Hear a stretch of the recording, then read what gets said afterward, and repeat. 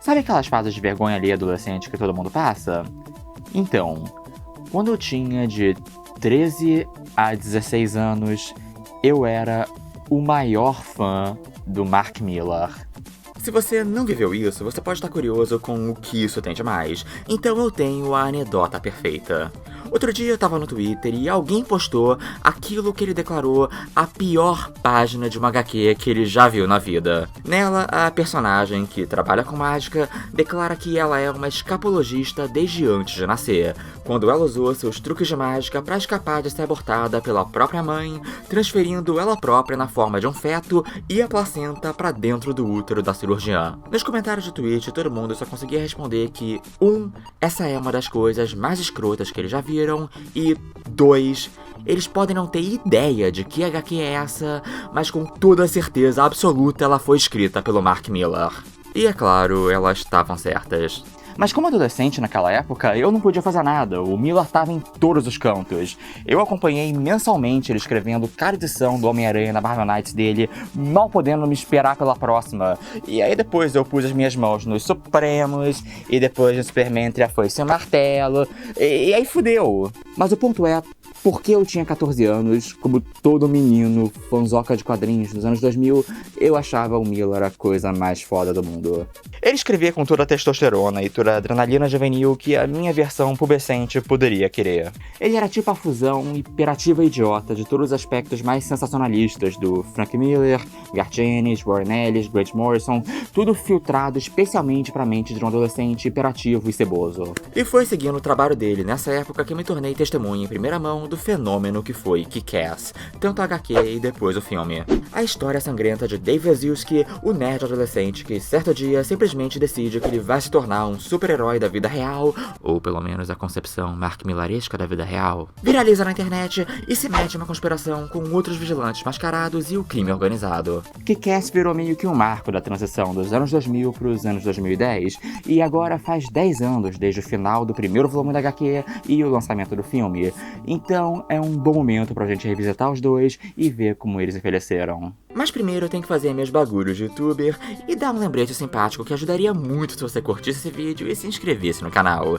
E se tiver interessado em mais, dá uma olhada no meu Apoia-se. Os meus apoiadores são quem ajuda a manter esse canal de pé e eles também têm direito a várias recompensas. O link tá na descrição. Agora, pra todos os nostálgicos presentes, não se preocupem porque eu não tô aqui pra chutar a bunda de Kick-Ass. Sem trocadilhos. Essa não é a parte 2 do meu vídeo de 300, até porque Mark Millar não é Frank Miller. Pra todos os excessos dele e momentos de mau gosto, não é alguém que eu tenha grandes ressentimentos ou até ache má pessoa. Francamente, eu acho que eu já fiz as pazes com a minha relação adolescente com Mark Millar. A minha progressão foi mais ou menos 13 anos. O Supremos é a HQ mais foda de todos os tempos. 21 anos. O Supremos é um lixo de propaganda imperialista. 26 anos. O Supremos é divertido. E outra, eu vou só falar do primeiro filme e a primeira minissérie. Pra resumir, Kick-Ass 2, o filme não é bom, e Kick-Ass 2, a HQ é pior ainda. Tiveram várias outras HQs lançadas até hoje, mas depois daí eu já tinha perdido o interesse. Então vamos falar sobre Kick-Ass Volume 1 e sua adaptação em filme. Bem, mais ou menos. Em primeiro lugar, a verdade é que o filme nem é realmente tanto uma adaptação. Eu comecei a ler essa HQ bem antes da maioria sequer ter ouvido falar, porque, como eu já disse, 14 anos eu achava o gibi do Mark Millar a coisa mais fora do mundo. Eu me lembro até hoje, era junho de 2008 quando eu comecei a acompanhar. Foi quando a terceira edição tinha acabado de ser lançada. Eu li, eu fiquei empolgado, eu fui pesquisar mais a fundo e eu descobri que, mais ou menos na mesma época, tinha acabado de ser divulgada as primeiras imagens do filme. Mesmo que a própria HQ ainda estivesse no começo.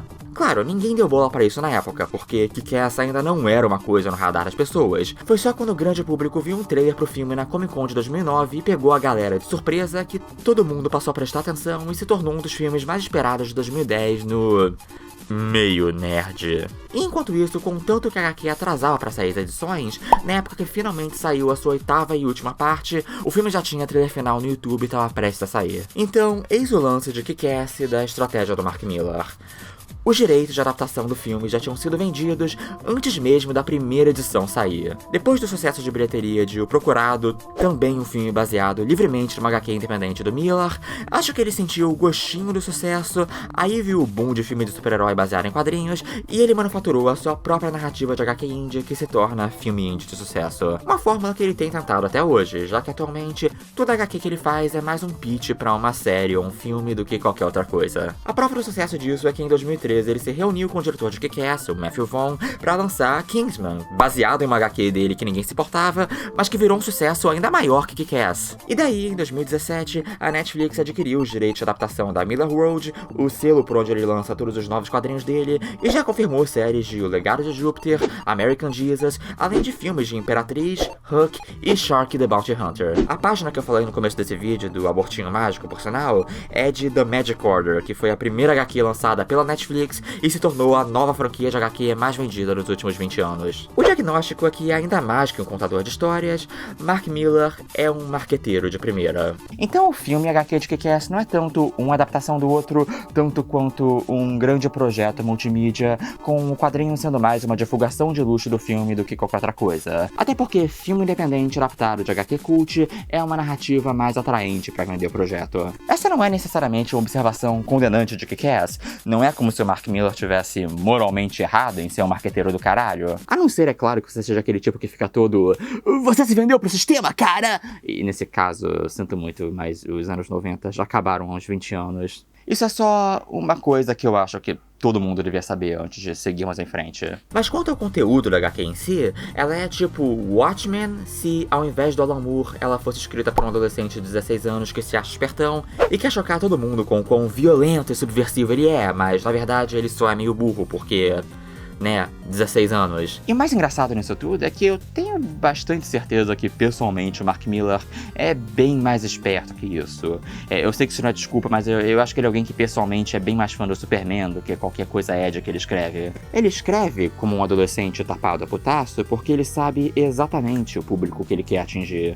É uma história onde o autor claramente odeia todo mundo e todos os personagens são pessoas horríveis. É o tipo de humor negro, cínico e misantrópico que não é impossível de fazer funcionar, mas é muito difícil de acertar. E agora que eu tenho mais de 16 anos, eu vejo ele errando mais do que acertando. E eu acho que o principal motivo é porque todo esse tom revoltado e agressivo é muito insincero, manufaturado especialmente pra chamar a atenção do nerd maturo que se acha foda, se torna cansativo e presunçoso porque, no fundo, é só uma estratégia de marketing. É literalmente o Fruit Underground dos quadrinhos. Mas e quanto ao filme? 10 anos depois, eu ainda gosto do filme? Sim. Sim. É uma comédia de ação super divertida e super agradável de assistir, cheia de cenas inventivas e que entrega alguns personagens realmente memoráveis. Por acaso eu gosto tanto dele hoje quanto eu gostei com 16 anos? Não, eu tenho um olhar e maturidade muito diferentes. E tudo bem, nem tudo pode ser o Homem-Aranha do Sam Raimi, vulgo aquela coisa que eu gosto tanto hoje quanto criança. Tudo bem, sério. Eu acho o filme melhor que a HQ?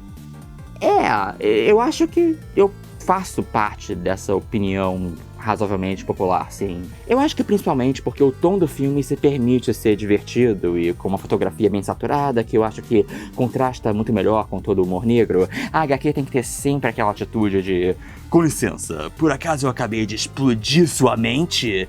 Que quanto mais você cresce, mais insuportável e cansativo fica. Mas eu também acho que a HQ tem alguns méritos importantes que o filme não tem, e mais sobre isso depois. No filme, Dave Lesniewski, o nosso titular Kick-Ass, é interpretado pelo Aaron Johnson, que não é mau ator, mas é uma escalação que não me desce muito. Eu acho ele muito bonitinho e muito com porte de galã pro papel, especialmente se considerar que a ideia do personagem é que ele é quem vai carregar o filme todo. A pior parte é que o Evan Peters está logo ali, do lado dele, e ele obviamente é a escolha perfeita pro papel. E também o Mercúrio mais legal. É até meio engraçado que aí na continuação ele vira a cópia tosca do Kick-Ass, o Ass Kicker. Ou então, sei lá, o papel podia ser do Christopher Mintz-Plasse, que tá ótimo como semi-parceiro tapado do Kick-Ass e vilão patético Red Mist. Eu sinto falta do Christopher Mintz-Plasse. Cada um tem a sua opinião de como o Superbad envelheceu, mas o McLovin com os policiais continua sendo ouro. O verdadeiro vilão do filme é o seu pai, Frank D'Amico, em mais uma colaboração do Matthew Vaughn com Mark Strong, e também o papel que introduziu ele como vilão pau pra toda a obra dos filmes da última década. Nicolas Cage é provavelmente a minha parte favorita do filme como Big Daddy, o vigilante psicótico. Assim, eu sou suspeito pra falar porque o Cage imitando Adam West já é um negócio que me conquista automaticamente, mas também funciona pra extrapolar ainda mais o contraste entre o coloridão lúdico de super-heróis e a violência exagerada. Obviamente, quadrinhos não tem som, mas todo jeito que o personagem é desenhado na HQ implica que ele sempre tem essa pose de fodão, mesmo quando falando com a sua filha. Mas no filme ele fala como se fosse um papai fofo enquanto ensina a sua filha a ser baleada com colete à prova de balas, e isso deixa tudo muito mais engraçado. Essa era uma época onde o Cage estava se metendo em mais produções de qualidade duvidosa do que o normal, e esse era exatamente o tipo de papel surtado que ele é especialista que ele precisava para redimir sua imagem. E é claro, esse filme foi a introdução oficial ao mundo da Chloe Moretz, a atriz mirim precoce oficial de Hollywood agora que a Dakota Fanning já tava ficando velha demais para esses papéis. Em 2010, a garotinha falando palavrão e matando capangas em cenas de ação elaboradas e violentas era a coisa mais engraçada do mundo, aparentemente. E a Chloe realmente manda muito bem, tornando a personagem fácil a parte mais icônica de toda a franquia. E Hit Girl e Big Daddy realmente roubam o filme. São performances tão boas que meio que fazem esquecer que eles são uma transposição super rasa das suas contrapartes dos quadrinhos. A versão dos dois na HQ não é nem de longe tão engraçada ou carismática, mas tem um significado temático muito maior. Inicialmente, o Big Daddy é apresentado como basicamente o Justiceiro, um ex-policial cuja esposa foi morta por criminosos, e então ele e sua filha Mindy treinam para se tornar máquinas de matar e se vingar da escória criminal que permeia essa cidade. Ele segue sempre mudando de identidade e endereço junto da Mindy. A única coisa que ele sempre leva é uma mala misteriosa que provém a eles tudo o que eles precisam. Perto do final, os personagens são capturados pelos mafiosos e nós finalmente descobrimos o que estava dentro da mala. Um monte de gibis raros. A verdade sobre o Big Daddy é que ele não é o fodão que ele dizia ser. Ele é só mais um nerd fanático por quadrinhos que foi abandonado pela mulher, então ele basicamente sequestrou a sua filha e mentiu para ela a vida toda para arrastar ela para suas fantasias assassinas, enquanto vendia sua coleção de quadrinhos para se sustentar. E aí os mafiosos explodem os miolos dele e ele morre. E quer saber? O Mark Millar é muito cheio de onda, mas volta e meia ele acerta. O Big Daddy é uma paródia muito boa das políticas reacionárias desses pseudo-anti-heróis, tipo Justiceiro, e como eles frequentemente se tornam veículos de fantasia de poder do pior tipo de pessoa. E que o pior tipo de pessoa frequentemente inclui o nerd de meia-idade massa velho. Mais escrachado ainda, eles são republicanos doentes. O Big Daddy faz a Hit Girl recitar como a legalização do aborto é coisa de democratas assassinos, enquanto literalmente assassina várias pessoas com armas de fogo pesadíssimas. A HQ não se contém. No filme não tem nenhum twist. O elemento de nerd fã de quadrinhos ainda está lá para efeito cômico, mas o Big Daddy é exatamente o fodão em busca de vingança que ele diz ser. Da mesma forma, todo o discurso político explícito do personagem foi apagado. E isso é bem cagão por parte do filme. Quando ele morre na HQ, é um negócio meio frio e perturbador e que tem tudo a ver com os temas principais da história. No filme, é uma legítima cena de morte triste, o que, na real, é um grande problema. E o pior é que essa nem é a parte que mais me incomoda no filme. Eu ainda nem falei da parte da Kate, porque... puta que pariu, essa parte realmente não envelheceu bem. Então o Dave tem um crush na garota popular da sala, a Kate Doma, mas ela não dá nenhuma bola pra ele porque ele é, no melhor dos casos, um nerd sem graça, e no pior, um stalker assustador que mal conhece a garota e nem tem motivo pra se interessar por ela, além dela ser bonita. Depois que ele se ferra todo bancando o super-herói, começam a rolar uns rumores que o motivo que ele vive machucado é porque ele anda se prostituindo e apanhando os seus clientes. Então a Kate sente pena dele e faz dele o seu melhor amigo gay. E pra continuar próximo dela, o Dave mantém a mentira de pé.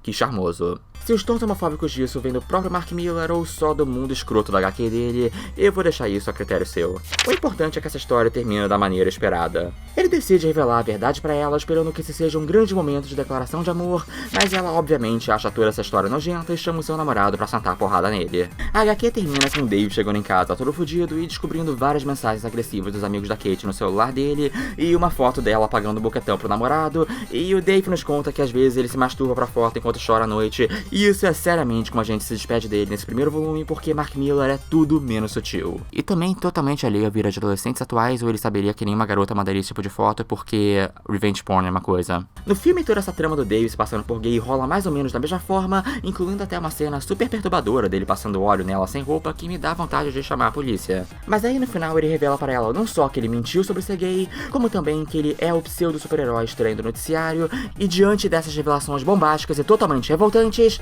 eles imediatamente ficam juntos e se pegam loucamente e começam a namorar. O quê? Sabe, pode achar o que quiser essa parte na HQ, mas pelo menos ela é pra ser um experimento em mau gosto, e o Dave termina apropriadamente se fodendo. Mas aqui isso é tratado como uma subtrama engraçadinha de comédia romântica, o que só torna tudo ainda mais repulsivo. Essas coisas me fazem perceber que enquanto o tom do filme é bem menos enfadonho, tematicamente, a HQ é meio que melhor mesmo. E eu não digo só isso a respeito dessas subtramas, isso se aplica às ideias centrais da obra no geral. Durante a divulgação do filme, ele usou bastante a tagline "com nenhum poder, vem nenhuma responsabilidade", o que não é uma forma ruim de vender a premissa, é engraçadinho e ilustra bem a ideia. Mas aí quando a frase é de fato usada no filme, esse é o contexto. With no power comes no responsibility. Except that wasn't true. Aê, esse é o filme barra pesada e irreverente sobre super-heróis que na verdade não passam de um monte de gente doida ou idiota. E aí quando chega no filme mesmo ele fala: Brinks, tava zoando galera, toma aí uma narrativa muito mais palatável que todo mundo já tá mais acostumado. O que não é necessariamente um problema, os filmes de Deadpool são a mesma coisa e eu gosto bastante deles, em parte até por isso. Quadrinhos de Deadpool com sinceridade sempre foram bem melhores que quadrinhos de Deadpool que são pura zoeira. Então no fim ele acaba muito mais se tornando um filme de super-herói tradicional, usando o super-herói como metáfora para amadurecimento, a fórmula testada e aprovada. E isso funciona? Mais ou menos. Por um lado, não tem como negar que as tentativas juvenis do Mark Millar de constantemente te chocar na HQ ficam tediosas muito rápido. Por outro lado, Kick-Ass amenizando pra um sucesso mainstream meio que sabota sua própria premissa. Eu já falei 1 milhão de vezes que o consumo de mídia de super-heróis tem que ser levado com um grau de abstração simbólica. Tipo, se você lê Homem-Aranha e você acha que a aplicação na vida real de grandes poderes vem grandes responsabilidades, quer dizer que você tem que usar a sua aptidão pra, sei lá, matemática e virar o Capitão Equação, você é uma pessoa muito estranha. O que eu quero dizer é que eu não acho que super-heróis têm que estar em constante processo de desconstrução. Mas na diegese criada por Kick-Ass, o ponto é justamente esse, que Dave Lesniewski é uma pessoa normal no que nós entendemos como mundo real, onde super-heróis são só uma coisa de fantasia que ninguém com bom senso faria, e no entanto, tem alguém burro o suficiente pra tentar. O ponto todo dessa premissa é que Dave Lesniewski é um idiota. É claro, não é que ele vai aprender a se tornar um super-herói de verdade com o tempo, é que a mera ideia dele querer se tornar um super-herói por puro impulso de fanboy pra preencher o vazio é totalmente imbecil. E o quadrinho nunca para de esfregar que, além de burro, o Dave é meio que um bosta de pessoa. Tudo que ele faz como Kick-Ass é sempre pra conseguir atenção, fama ou satisfazer uma fantasia. Ele vive sendo casualmente machista, racista, homofóbico, capacitista, e mesmo quando ele sendo o narrador da história e o ponto de vista principal, o Millar não esconde de forma nenhuma que ele absolutamente despreza ele. Então a ideia de pegar esse moleque e transformar a história dele numa jornada heróica clássica é meio incongruente. O filme retrata o Dave de forma muito mais simpatizável, mais o nerd adorável e inocente ao invés de repulsivo e patético. A sua missão se torna mais simpática. Ele não é mais só um moleque imbecil que quer viver suas fantasias de ser um super-herói. O filme também retrata ele como genuinamente revoltado com a justiça do mundo e querendo ajudar o próximo. Se você quer ver o momento que melhor define a mudança, olha só esse trecho da HQ quando Dave veste a roupa do Kick-Ass pela primeira vez. Você não precisa de um trauma pra usar a máscara, não precisa dos pais sendo baleados, ou raios cósmicos, ou um anel do poder. Só a combinação perfeita de solidão e desespero. Agora, olha só como o filme lida com a mesma cena. It didn't take a trauma, or cosmic rays, or a power ring to make a superhero. Just the perfect combination of optimism and naivety. Eu acho que a diferença é auto-evidente, né? Mas o lance é... eu não acho que o Dave do filme seja uma pessoa tão melhor do que o da HQ. Eu acho que é mais que eles passaram uma maquiagem hollywoodiana nele, insistindo que ele é uma boa pessoa, quando na verdade ele é o mesmo nerd merda de sempre. A HQ tá constantemente apontando o dedo pro Dave, falando: olha esse nerd babacão patético. Mas o filme, por outro lado, tá falando: olha esse bobalhão adorável e atrapalhado, mas de bom coração, que no fim das contas você deve se projetar nele. Daí as referências à cultura nerd dos quadrinhos viram uma coisa muito mais apelativa. Oh hey, I read those old Ditko Spider-Mans you gave me. They're actually pretty good. Yeah, they are. Olha, esfregar óleo numa garota seminua que acabou de curtir os quadrinhos do Homem-Aranha do Steve Ditko que você emprestou pra ela é uma fantasia cujo público-alvo eu tô exatamente no centro. Mas hoje em dia esse é um truque tão evidente que eu só acho meio cringe mesmo. É como se fizessem uma fanfic sobre eu pegando a Mary Elizabeth Winstead fazendo cosplay de Hex Girl enquanto ela pede pra discutir os melhores casos de Phoenix Wright comigo. Tipo, eu aprecio que você está tentando me manipular, eu estou lisonjeado, mas não vai rolar. É apelativo demais pra eu engolir. No fim, o Dave consegue salvar o dia, não necessariamente porque ele cresceu como pessoa, mas mais porque ele teve acesso gratuito a uma bazuca e a mochila jato do 007 contra a chantagem atômica, que existe nesse universo por algum motivo, mesmo o ponto todo dele sendo que apetrechos fantasiosos de super-heróis são coisas que só deviam existir nos gibis, mas foda-se.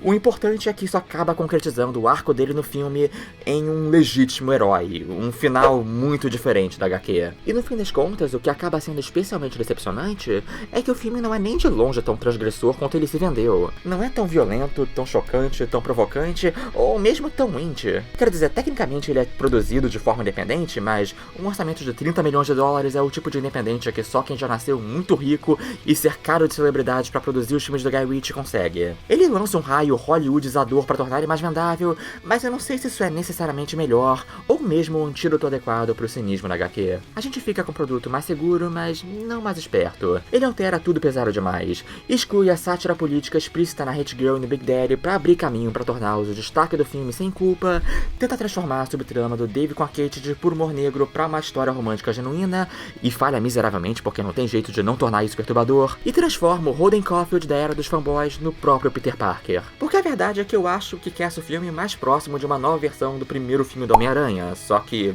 com mais violência e piadas de pinto tiradas diretamente de comédias de sexo. Ou seja, as referências à masturbação aqui são explícitas ao invés de... Vocês sabem. Como eu falei no começo, esse vídeo não é um meia-culpa por eu ter sido fã de Kick-Ass em 2009. Eu ainda tenho um certo carinho, tanto pela HQ quanto pelo filme. Mas nenhum deles é realmente a obra provocante que tira total proveito da premissa de pessoas instáveis que se fantasiam e se auto-intitulam super-heróis. Na verdade, atualmente, eu acho que tem uma alternativa que eu gosto mais.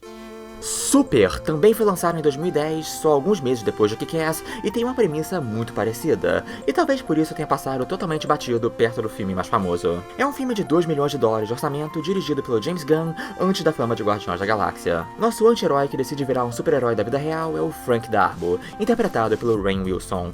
Diferente do Dave, o Frank não é um nerd empolgado. Ele é um sujeito fechado e peculiar que definitivamente tem alguns problemas mentais. O filme nunca especifica, mas parece uma mistura de esquizofrenia com talvez algum tipo de autismo, misturado com uma péssima criação calcada em fanatismo religioso, que obviamente não ajuda. Sua esposa, Sarah, é uma ex-viciada em drogas que acaba se casando com ele por um impulso, achando que ele poderia trazer estabilidade pra sua vida, mas ela tem uma recaída e acaba largando Frank pra ficar com um traficante da região. Frank cai em uma depressão pesada e depois de assistir um episódio de Holy Avenger, um programa de TV educativo tosco sobre um super-herói evangélico, ele tem uma alucinação muito louca na qual o próprio Holy Avenger diz que ele foi escolhido por Deus para lhe dar a missão de se tornar um herói e resgatar a Sarah. E assim ele assume a identidade do Crimson Bolt. O seu senso de justiça desorientado vai desde atacar pedófilos, traficantes e pequenos delitos, até espancar pessoas por motivos bestas, tipo furar a fila do cinema. O filme não faz questão nenhuma de esconder que o Frank é completamente iludido. Shut up, crime. Here's the Crimson Bolt. Crime.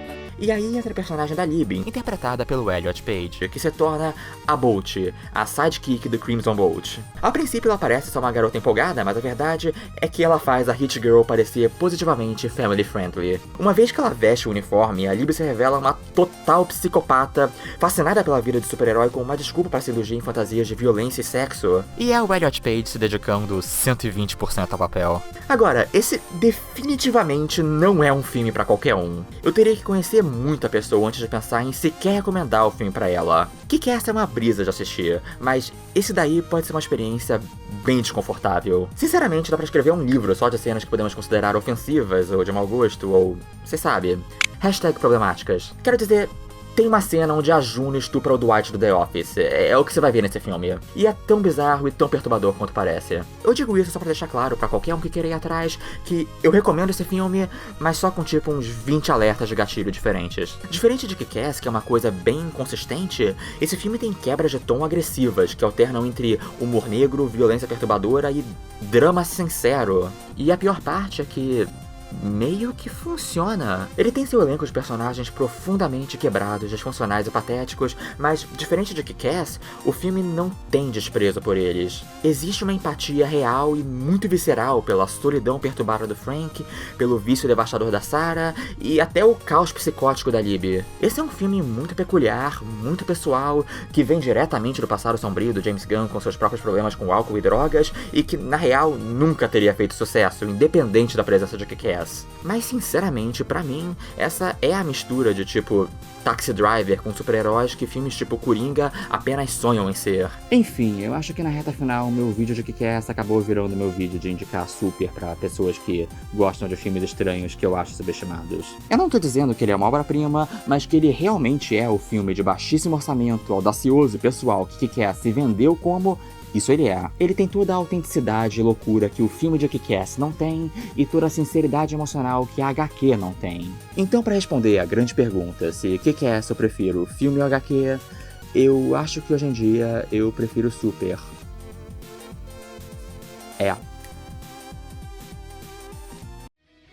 Ei galera, esse foi um vídeo divertido de fazer. Eu sinto que eu tô recentemente resgatando várias coisas da minha adolescência e reexaminando elas em um olhar diferenciado. O que não é necessariamente sempre uma coisa crítica ou muito pesada, nesse caso eu acho que eu fui bastante, sabe, crítico, mas também positivo, é complexo. Mas tem sido uma boa experiência. Em todo caso galera, olha aqui os meus belíssimos apoiadores, que pessoas maravilhosas que ajudam o canal. E especialmente porque esse foi um ano onde eu acho que eu não produzi nem de longe tanto quanto eu poderia. Eu sei que a pandemia é sempre uma desculpa meio fácil pra eu justificar não tá fazendo tanto quanto eu poderia, mas ainda assim, o ano não acabou, ainda tem uns vídeos que eu quero produzir, tem animações que eu devo e tudo mais, e também fiquem de olho pra uma ou outra mais collab com a minha bela cremosa. Mas enquanto isso galera, é isso, um beijo na bunda de vocês, continuem em casa e até mais.